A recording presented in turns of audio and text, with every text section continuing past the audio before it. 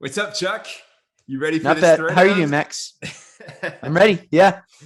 All right, so we have decided that we'll do this series of like city versus city debates, right? And I think normally when we do it, what we're going to try and do is just like prepare for an argument and then flip a coin, and then that's how we'll figure out which side we're going to be arguing for.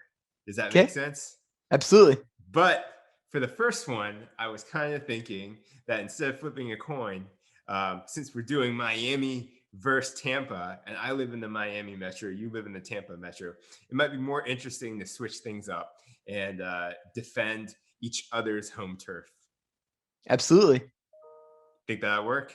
I do think that would work. And I think really when I think about this, I'm as a teacher, right? And, in social studies and, really focusing on argumentative writing, I always try and tell my kids, you've got to know the other side. This may not always reflect, my views or your views, but I think it's really healthy to understand the values of, that in general, and really just talking about two of Florida's most exciting cities. So I'm excited and I'm ready to go. For sure, man. All right, I'll let you take the floor first. Okay, so I'm talking about Miami. And when you talk about Miami, the first thing that comes to mind is that it is the capital of Latin America. Now, I mean, it's a brash statement, but Miami is a brash city. And it's, you know, really a dynamic place in that it's so recently formed. I mean, I think a fun fact here is that Miami was founded just in 1896 and it was the only major American city was founded by a woman. That was Julia Tuttle. And in just 100 years, it has become a brand. I mean, I talk about how many cities do you associate with a color, but when you think about neon pink or neon orange or something like that, honestly, for me, the first city that comes to mind is Miami with the bright Art Deco and signage. And, you know, being in Florida for around 10 years, I've had a number of chances to go down there. And it's just an incredibly dynamic and vibrant place to live. I think it has, just from an economic standpoint, you have, I think, the eighth highest purchasing power, according to UBS, in the world. And so, you have a place like you have so many malls and shopping and flash. And I just really think that Miami offers a tremendous value too, because the cost of living is actually significantly lower than a lot of these major cities you find in the US, but you still really get that big city dynamic experience that's connected there. So I feel pretty good about it from an economic and starting standpoint. So Max, what are your thoughts? Fair. Those are all fair points. But I'm going to latch on to a couple of things you said there. Latin influence. Certainly, there's tons of it in Miami. But Tampa has its share as well. There's a lot of history that goes back, tracing to Cuba. You have Ybor City. There's no lack of sort of Latin representation in the greater Tampa area. And then secondly, okay, maybe Miami has a better cost of living than New York or San Francisco, but Tampa has an even lower cost of living than Miami, and I think that allows for, in a lot of ways, allows for a higher quality of life, and it goes to maybe maybe my trump card, which I shouldn't pull out too quickly, but for me, I think the big attraction for Tampa over Miami is if you want sort of like a more relaxed environment. If you it just overall it's a little bit more chill while still offering tons of great quality of life amenities. So that's where I'm going to hang my hat is low cost of living and great quality of life. Yeah. And I think those are reasonable points for, I think a family. And I think sometimes it's going to come down to where you are going to want to live, right? I think though there's so many other areas we can look at here because Miami is a very fast-paced place, but I think it's surprising just because it stretches north for 100 miles or so that you can really get some of that family pace and slower kind of culture in in Broward County and Fort Lauderdale and West Palm Beach too. And so that's kind of, I mean, I know those are longer commuting bases, but that's another thing that I think is beneficial there. The next thing I wanted to comment on in terms of this debate is mass transit. Now, Tampa is a place that, has had a historical streetcar system, but it really has been a struggling point of them. I think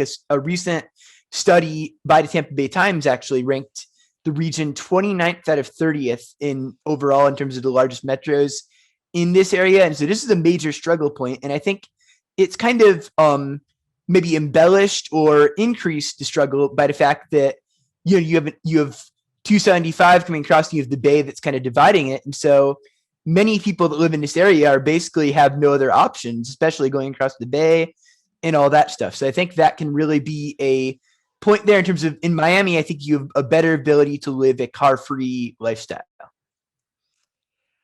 Yeah, it's hard to argue that point. There's really, I mean, you can spin facts and statistics to some degree, but it's hard to spin them that much. So I have to give you that. But what I can say in Tampa's favor, again, with that chill, relaxed lifestyle, is that there's so many different areas in the Tampa region that you might want to settle into, different types of beach environments, all along the coast, St. Pete, Clearwater, go down south, wherever you get so many different options. And when you're in that little area, let's not think about trying to commute down into downtown Tampa from there. Just relax, enjoy where you're at. And, and Tampa is trying to make strides. I know that they've definitely been behind, and there's been some issues trying to get sort of a clear long-term vision implemented when it comes to mobility. But they're trying things out now. We've discussed and covered a little bit the autonomous vehicle shuttle in downtown. They're looking to extend the streetcar, the historic streetcar from Ybor, get a little bit better connectivity downtown, right? And then there's micro mobility, which is sort of the new wave for cities and for getting people around. And Tampa is working on that. They've got electric bikes, e-scooters coming to town, more and more of them just rolling out in this either last month or this, very, very recently unveiled this, a whole many new options for micromobility. So there is some improvement. Yes, there's a lot of room to improve, but they are working on it. And it's still a point to Miami, but I'm going to try and soften that blow a little bit.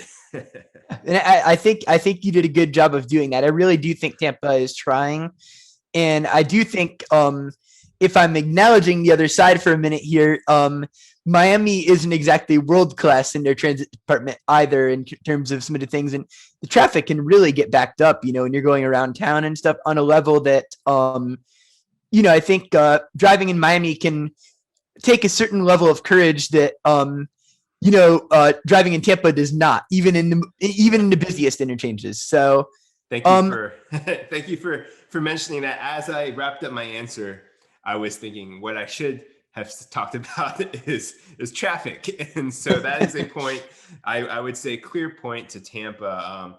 Not to say that there aren't frustrating,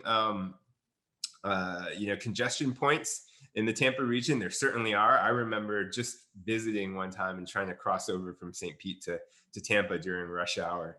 And it was pretty horrific. But it's not on the same level as Miami traffic. So, Tampa's got that going for them. Yeah. Well, so I guess moving on to another subcategory here.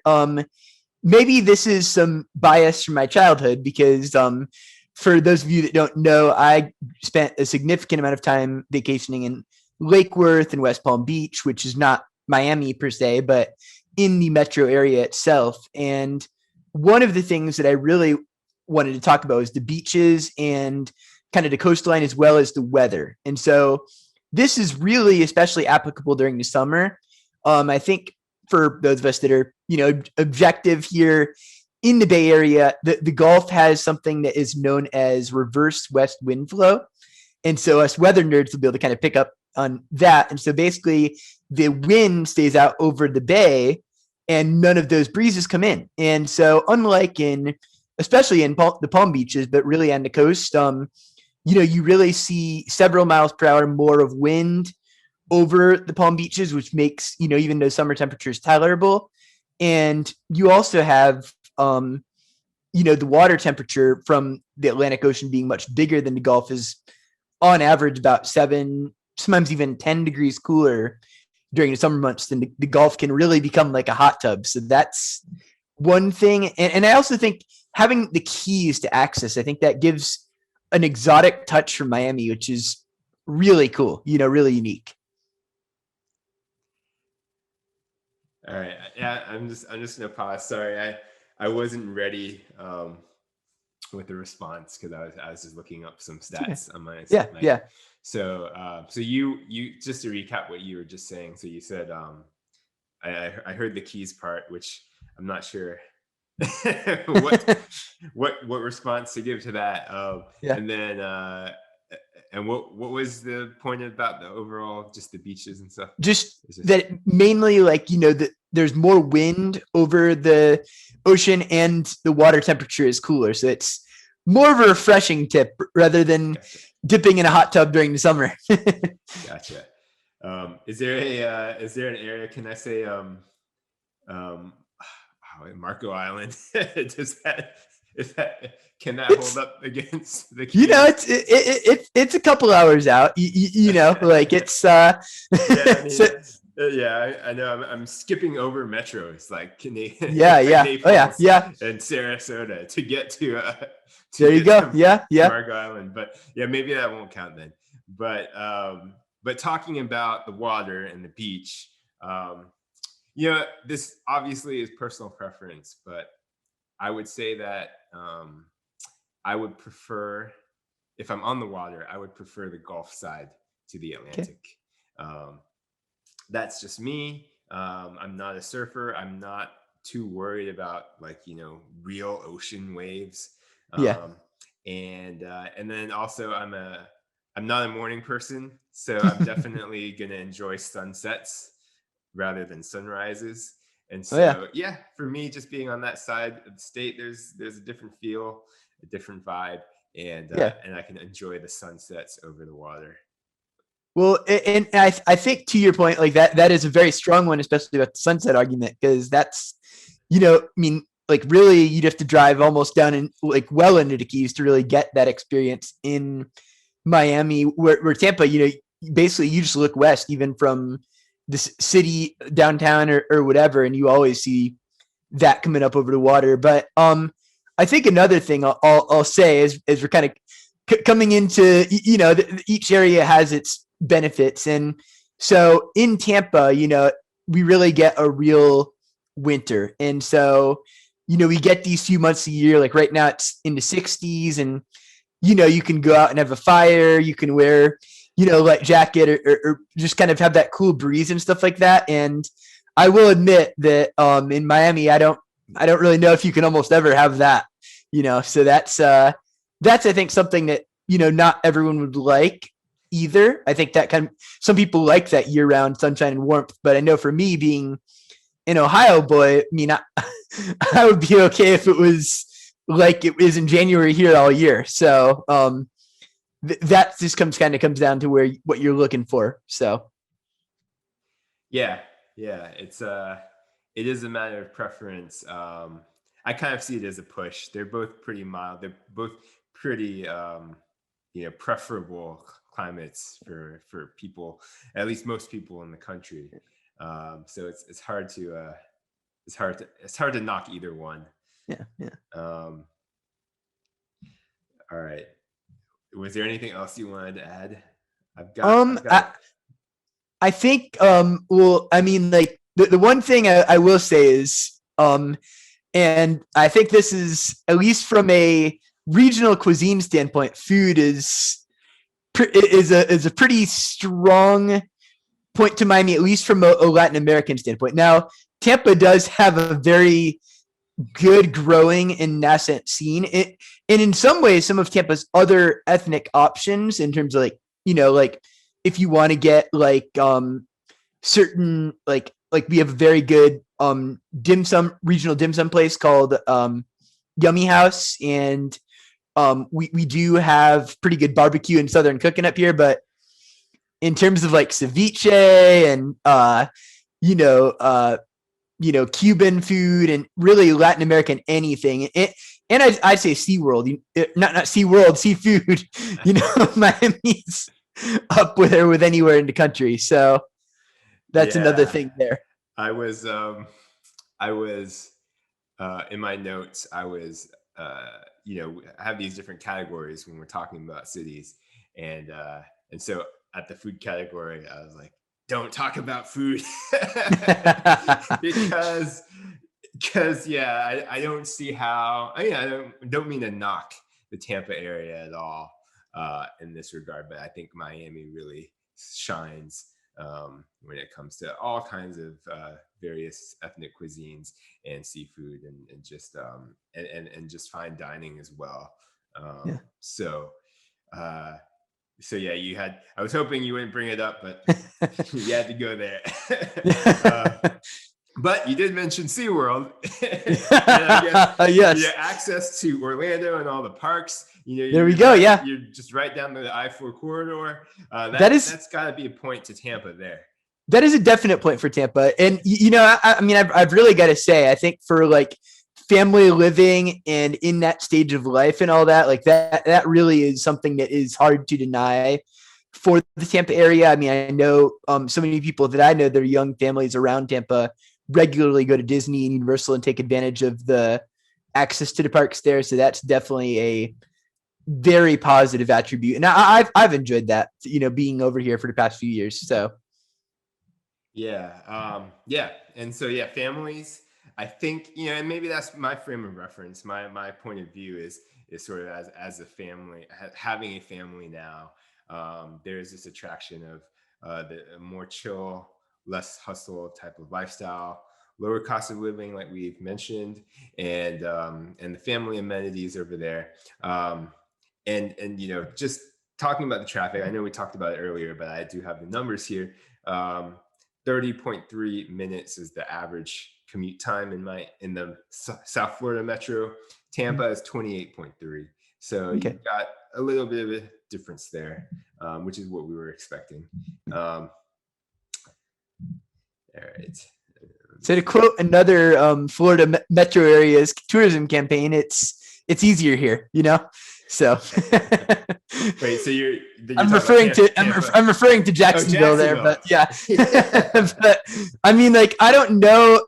I mean, I get that though. I really do. And in a way, like, I mean, not to go too off topic, but I see where Tampa living could be easier yet than Jacksonville.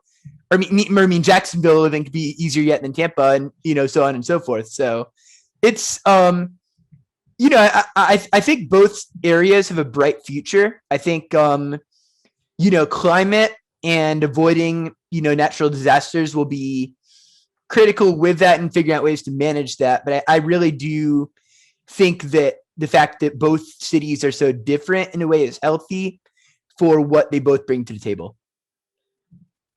Yeah, for sure. Another thing to talk about when comparing cities is crime.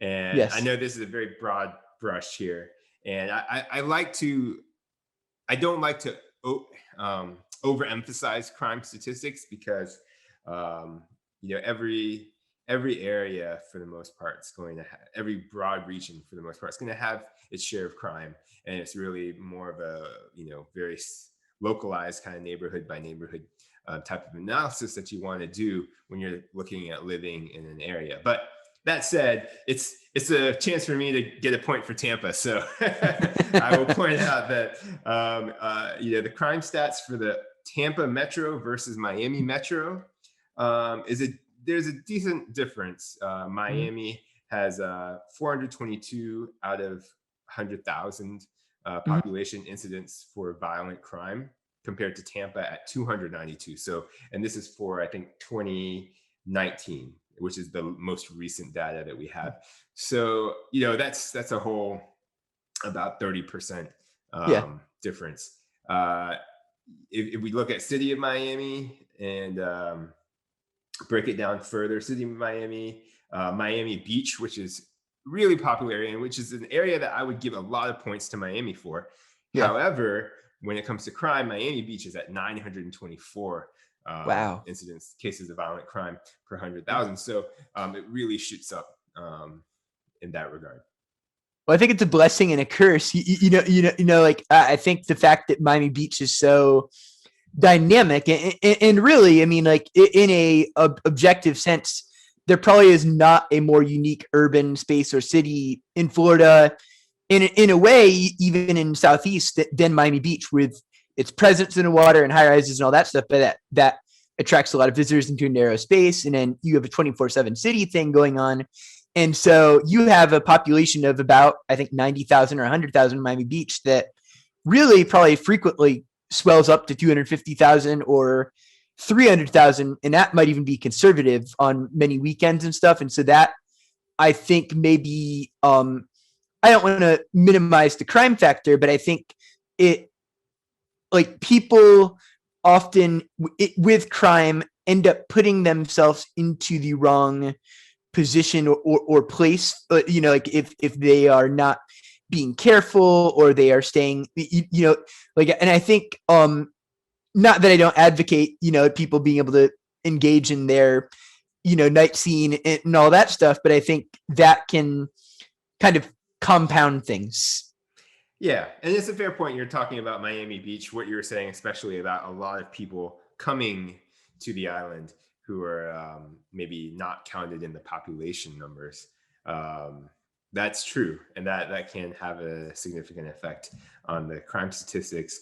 I kind of see Miami and South Beach more specifically. I think this gets discussed a lot in our circles of which specific sort of downtown or neighborhood is the most vibrant, most walkable in the state of Florida. And so South Beach gets discussed quite often. But downtown St. Petersburg also gets thrown in that mix a lot. Yes. It really changed a lot. My last time there was about 3.5 years ago. So I can only imagine from what I've read and heard, it's changed and transformed even more so than my last time there. And so I'd like to present St. Pete, downtown St. Pete, as sort of foil to South Beach, and in terms of like a really nice, vibrant place, maybe a little bit more chill, like I've been describing Tampa in general as, a little bit more chill than Miami Beach, and less crime. Yes. And perhaps just as good of an alternate option. Yeah. Well, I'd say the offerings there are more, and I don't mean to discount Miami Beach's architectural scene and all of that stuff, but, St. Pete really does have an incredible collection of museums and parks, and maybe more destinations that have a wider age range appeal, where I think, I still haven't really done Miami Beach, just sort of being there overnight, going to all the restaurants and like seeing that experience there. But I feel like I'm in a sort of niche where I really love cities and I love that vibrancy. And I feel like, for a young family or, maybe retirees or something, they would easily feel more comfortable. And there's a continuity there, like, I mean, if you're walking on Callens Ave or whatever, like you've got car exhaust everywhere, all that stuff. Like it's a very breathable and human scaled feel there. I know Preserve the Berg, which I have been a member of in the past. They do many wonderful walking tours, and it's about a 3-mile stretch from the waterfront to there where you can really see coffee shops and all that stuff. So it's a very good, I would say, foil to that, in that sense that it's different, but it really offers value. I mean, the only place I can think of in South Florida that is, or in Miami itself, that kind of has that similar feel is Coconut Grove or like Coral Gables, but again, maybe not on quite as large of a scale. Yeah, I think I think my biggest win in this debate is getting you to argue for St. Pete for me. So thank you. Yeah. Yeah. Shoot, there was something else I was going to say when you were talking about it. I'm trying to remember. Is it Collins Ave, Miami? Darn, I feel like there's something I really wanted to add, but I'm not sure now. Maybe. I think one thing, and maybe it's just an observation of me or whatever, but and my dad and I have talked about this in the past, and in comparing the two, and just like how overwhelming or how fast paced Miami is. But I think like it's a little odd to me because like you hear about Boston, which is a bigger city, or San Francisco, or you hear about some of these places, and I think that the difference is that it's, I think, so much easier in a Boston or San Francisco to park your car and just get out and walk around and see.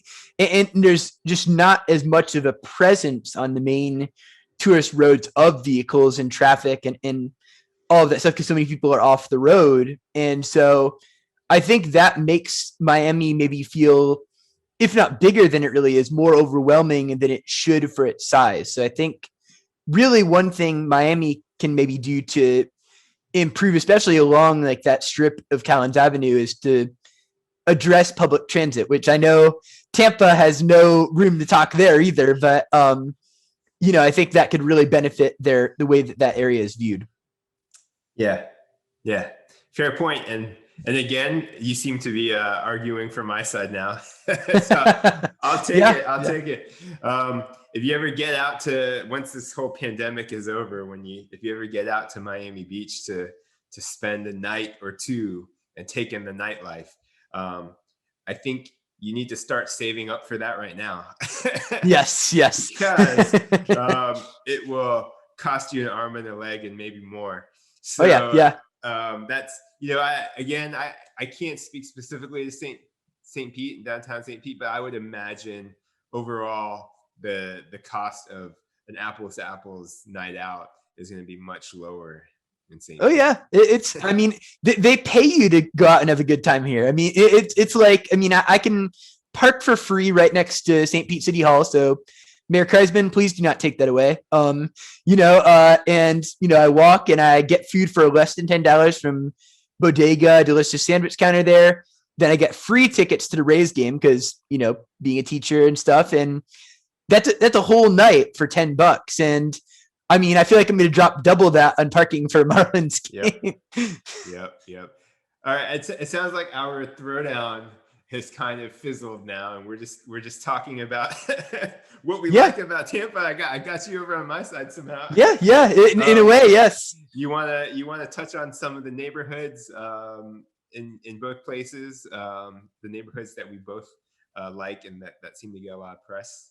Yeah. So I mean, like my last visit, in a way, if I'm being honest with you, arguing the Miami side, I really did not care for Miami on my first two visits. I guess, like being a fan of history and urbanism in that sense, it was so jarring just to see like how little preservation there was across Miami. But I guess in a way I've kind of grown and kind of figured out, like, embracing Miami for what it is. And it is a dynamic center of urbanism and Latin American culture. And so, really going around in the Metro Rail with you last time was a really unique experience. I think just like, not just for like Florida and stuff, but just in general, there's not really many Metro Rail systems like monorail systems like that around the country that you can just zip back and forth between stations. And, another thing that I really thought about as I was in South Florida, I went to the Vizcaya estate, and that is gorgeous. I mean, it's absolutely like beautiful grounds, beautiful landscaping. And Coconut Grove is a place that, feels human scaled, but yet it's right next to Miami. And I think like, as I see more places like that across the city, it will really probably continue to improve my viewpoints of the area, Yeah. Coconut Grove is a huge asset. They've got the thing about it all is that the sort of the urbanism in Miami is definitely, as you were describing before, is not really No, pedestrian friendly. it's an acquired But taste, I would say. Yeah. but Coconut Grove, they have it has its spots, and then Miami, especially the wealthy side of Miami, which Coconut Grove is part of. Yeah. Um, there's the money there to sort of transform things very quickly that you don't have, that you wouldn't find in other places. Like, No. My experiences in Jacksonville, things change very slowly, but in Right. Miami, they can change quickly. And Coconut Grove has seen some areas change very quickly. And so there is that potential always for the landscape to be different a few years, later. So, well, you see that like that elegant urbanism. I guess that's the term that you coined actually a little ways back. So I'll give I you forgot about full that. credit Thank for you. that. And speaking of change, and I mean, really, as we're talking about this, is like families, people, but with city heads, I mean, like I think it's really being able to trek to Miami for a day is a perk. I mean, just thinking about the fact that I think it has like 90 buildings in the city now that are over 400 feet. That just and the most jarring thing for me, because I was looking into it, I think about 80 of them have been built since 2000. Mm-hmm. So we're talking about a city that had maybe a Tampa, not too different from Tampa level skyline, just 2 decades ago, that now has, at this point is starting to push Chicago. And it's very, if you don't take away anything else from your Miami visit, that skyline is amazing on the water and everything.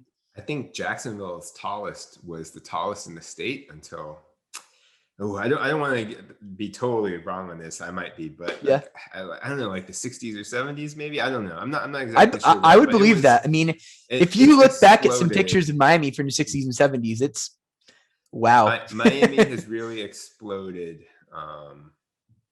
Yeah, and I might be wrong. Maybe it was like the second tallest was in Jacksonville until the 60s or 70s, and then like Miami started building a whole lot more, and then taking all the top spots in the state after that point. So, but yeah, whatever it is, there's definitely an inflection point where you see just the just the construction take off in Miami. And the other day you were asking me about developments in Miami. Have there been any? And I don't really know. I'm not, especially with the pandemic, I'm not in the city very often, in downtown area.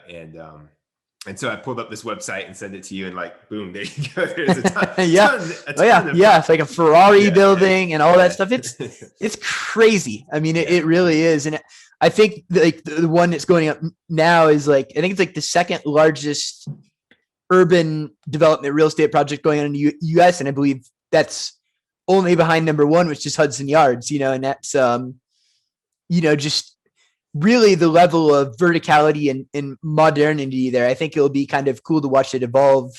And I think Tampa there too is really like, I mean, if you are not in a Sunbelt city, or even if you're in some of these other Sunbelt cities, like if you were in Tampa maybe 5 years ago and you see what they've done with the Riverwalk and with the Heights and like Water Street, it's shocking. I mean, like I was at Simmons Park, which is across the water from Tampa Bay, a couple of weeks ago, and the skyline is doubled. I mean, like not like the main height wise, but just in terms of like seeing a density there that's like twice as long, just because of all the new projects by the arena. So there's definitely some good things happening. Yeah, Tampa is no slouch. They've been transforming as well. So I don't want to leave that off. Cool. We're getting along here. I mean, you want to talk about some neighborhoods or? About in Tampa proper? Both. I think some in Miami. But go ahead. I think really the cool thing with Tampa, and I mean, like it's a blessing and a curse again, because like, I think Orlando in terms of like feel, in terms of like, pace on the street and all that stuff, like downtown Orlando, maybe it's UCF helping and stuff too, probably feels more individually vibrant than any Florida neighborhood, maybe other than like Tallahassee or Gainesville on a game day, or Miami Beach feels very vibrant. But there's so many places you can go in, and I think even to your point with, the aspect of Marco Island. I mean, like I can get to Fort Myers in less than 90 minutes still living here. I'm about 30 minutes from Sarasota, about 15 minutes from Bradenton, less than about 25 minutes from St. Pete, 30 minutes from Tampa. And, even in North Pinellas, which has so many cool cities like Gulfport and Dunedin and Tarpon Springs that are within an hour, and Lakeland is about an hour out. So really you're not going to get bored with just like going to the same scenery, because I know for me, like I'll go and I'll be like, oh my gosh, like Dunedin is so cool. And then I'll forget it. And then like 4 years have passed and be like, oh my gosh, why don't I come here more? But it's because there's so many neighborhoods around here that kind of make up what the region is. Yeah, you're totally right. I mean, that's what that was one of the things that I was hoping to convey Polycentrism. in favor of Tampa, but you did that very well for me. Yeah. Dunedin, I've never been there, but I've seen videos and it looks very interesting as sort of a walkable small town. Miami doesn't lack for all of this different diversity in neighborhoods and destinations, but there's no way you're getting between them in 15 or 30 minutes. No. So, yeah. I mean, the traffic, I mean, like even if I want to go up to the Lightning game towards Tampa, I mean, I just hop on 75 and towards the Summit Expressway, and I can easily, even around rush hour, just because no one's really heading into Tampa at that time, I can easily get there in no more than 30, 35 minutes. And that's a significant ground to cover because I'm still living in Manatee County. Mm-hmm. Okay. I don't know if there's anything else. I know we talked about all the Tampa neighborhoods earlier, and then we started talking about them in the video, but we don't need to force the issue. Unless you want. Do you need to go? We can wrap up in a few minutes. I'm okay. I don't. I mean, Harper's sleeping. To be Alex honest, is sleeping. I'm kind of seeing this as a. This is way too long for my video, but I'm almost thinking that we can use this as like just other material. Yeah. We can cut this down and add different blurbs and stuff like that. Like, I mean, I could explain Midtown, or I could explain the new Underline Park, or something. Yeah, let's do that. Or if you wanted to do that, let me just say. There was one thing I wanted to say earlier that I forgot to do. So let me get to that real quick. We could talk about how we're meeting it. I mean, like, or we could even advertise for like, because I mean, we're not in front of anyone right now per se. We could, talk about. I was thinking of doing a live as I was walking around, Brickell or Dadeland, and just like, nothing official, just talking to people and showing what I'm seeing as I'm seeing it, I guess. Okay. I'm gonna do this. I'm gonna try and say this, and I'm probably gonna like edit it into our conversation earlier. So I'm not exactly sure how I'm gonna say it, but let me just try here. Let me think. What's like an easy way to roll into it? Shoot, where is this? I saw it earlier. Born. So this is just supposed to plug into what I was saying earlier. That's weird. Why am I not seeing it now? 17%. Ooh, I hear our little daughter. I'm not sure if she's I don't know if she's like just gonna cry for a little bit and go back to sleep, because sometimes she does that. But all right, let me just try this then real quick. Okay. Yeah, so Tampa isn't really lacking in the diversity area. You have 21% reporting as Hispanic, and you have 17% who speak Spanish as their first language. So I think that that gives you plenty of the Hispanic and Latin flavor. All right, I think that was it. I didn't know if you wanted me to add anything there or not. Oh, you can if you want. Let me finish up. And 14.5% of the population is foreign born. Yeah.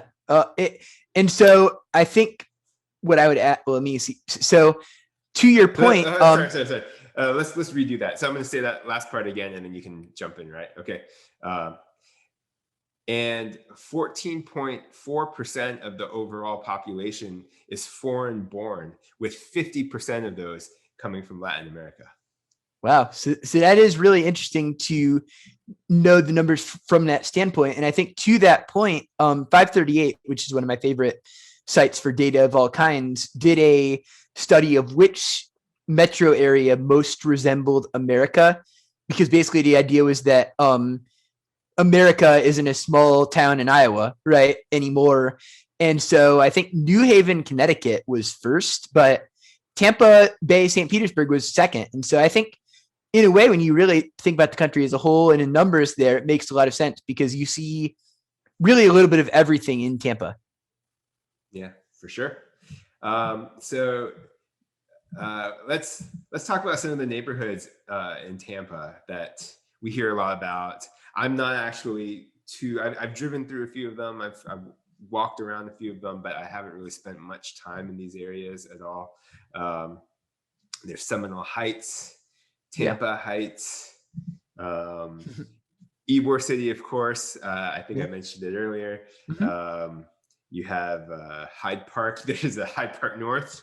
There's a whole bunch of Hyde Parks, and I guess they're very distinct areas. Soho, and then around downtown, you have Midtown, Channel District, Water Street. So let me know, how do you see all these areas? Are there any that are really really special, or anything you want to highlight? So I think Ybor is really special. And I think that in the same way that, Miami Beach is really unique within Florida, I think Ybor City really is. I mean, and it's on the Great Places in America list. And really, when you go there, it's almost like a mini French Quarter. I mean, the street width, I don't know exactly, but it feels, the density of the buildings there and the old brick and the fact that, it really has a Latin influence, and going beyond the Latin influence, that is a Spanish influence, because at the time that it was really settled by Vicente Martinez Ybor, it was Cuba is still part of Spain. So it has kind of Euro Latin flair along with it. I think it's an area that has maybe not gotten as much attention as some of the newer gentrifying and developments along the waterfront and downtown. But I think that in a way that has added to its charm, because you really see a lot of unique festivals, a lot of counterculture, and the neighborhood does not feel canned or just like staged there, which I think so many of these new urban neighborhoods have a tendency to have that feel. That's a good point. Now, my recollection of Ybor, I think, unless it's changed a bit, isn't really the kind of place that I would want to live anymore, but it's definitely a place that I would go visit. I would say that's fair. It is.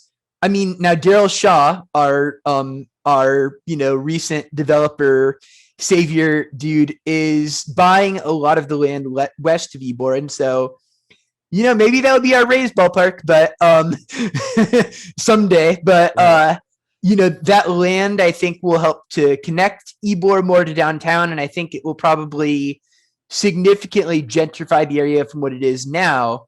But immediately north of Ybor still is very kind of blue collar and kind of nip and tuck and stuff, and so like I think as a family especially, you would want to take care and caution, but it's a great neighborhood to go out and find some unique restaurants and all of that stuff in. So absolutely. Cool. All right. I don't know if that needed to be reset or how we thought of that. That's good. Anything else, or should we wrap? Trying to think. I guess I'll give a blurb for Midtown. So, actually, I don't know, Midtown, or should I plug the airport? Or, I mean, I guess I'm supposed to be arguing Miami, so I don't know what I'm. No, I think we're done with arguing. We're just okay. Yeah. So, well, I guess a point in general, actually, when I really think about these areas, and an advantage for me in terms of living here, which I don't love every aspect of, but it's the airports, and so in Tampa, I have a highly convenient airport that's about 40 minutes from me. and it's clean. There's a cool train system that takes you in there from a $10 a day short-term parking, like very clean, safe garage, and that has a fair number of destinations. And then I have, the Orlando airport, which is about 90 minutes from me, and that has a decent bit more, and it has probably some of the best flight value ratio that there is in the US. And then even beyond that, I mean, you have Miami and Fort Lauderdale, which I was able to fly out of Fort Lauderdale to Lima, Peru, and back in from Miami. And so those are all just tremendous airports to have at your disposal for getting around the Americas and really to get to Europe also. And so that's really, I think, a strength all around here for all of these cities. Yeah, I would agree. I know MIA gets hated on a lot, just for other reasons, not for routes and destinations, but just for the airport facility itself. Yeah. But they did do a pretty major renovation a few years ago, and to me, it works. It works Yeah. well Yeah. enough. Yeah, and we also have the PBI, the Palm Beach International Airport, a little bit further up, which I think they have a pretty good route tree. There's pretty decent options there, and of course, if your goal is to get to and from the Palm Beach area, then it becomes very convenient. So yeah, that's a bonus too. And all three of them are more or less served by Tri-Rail. Yeah. I think for both Fort Lauderdale and for Palm Beach, you do have to take an airport shuttle to get to the Tri-Rail station, but it's not bad. And then once you're on Tri-Rail, you can get up and down the coast very easily. Yeah. When at least we don't have to fly out of anywhere like LaGuardia. So yeah. So cool. All right. I guess, do you think, how should we wrap up these throwdowns? Is there like something? I feel like in a way we kind of did already, just because we acknowledged that we were kind of just talking from that point and trying to make those points from that side. I would say maybe we don't need to do anything then. Maybe I'll just wrap them up myself when I'm cutting out. Okay, that's fine. Okay. Yeah. Cool. All right, man. All right. That was fun. We talked about a lot of stuff. We did, yes. Yeah. All right. So, all righty. I'll catch up with you later, man. Yes, have a good one. All right, have a good night. Bye.